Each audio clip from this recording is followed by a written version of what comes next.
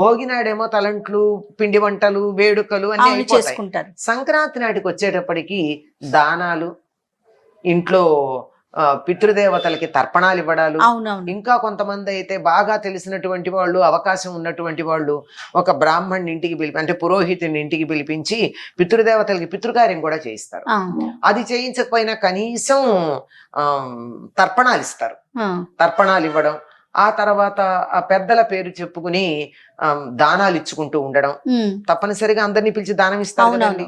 పైగా సంక్రాంతి నాడు గుమ్మడి పండు దానం ఇస్తారు. ఉమ్, ఎందుకు అంటే బలి చక్రవర్తి 3 రోజులు పరిపాలన చేస్తాడని ఒక అవునవును. విశ్వాసం ఉంది కదా. అందుకని బలి చక్రవర్తి దేన్ని వదిలిపెట్టెళ్ళాడు? భూమిని వదిలిపెట్టెళ్ళాడు. భూమి అంటే అందుకని భూమికి సంకేతంగా ఈ గుమ్మడి గుమ్మడి పండు పండు. ఉంటుంది. సరిగ్గా భూమి అలాగే ఉంటుంది టండి. అవునా? మన గుండ్రగా అనిపిస్తుంది కానీ అవునమ్మా. మనం అక్షాంశాలు గీసుకుంటాం కదా, ఈ అక్షాంశాలన్నీ ఇలా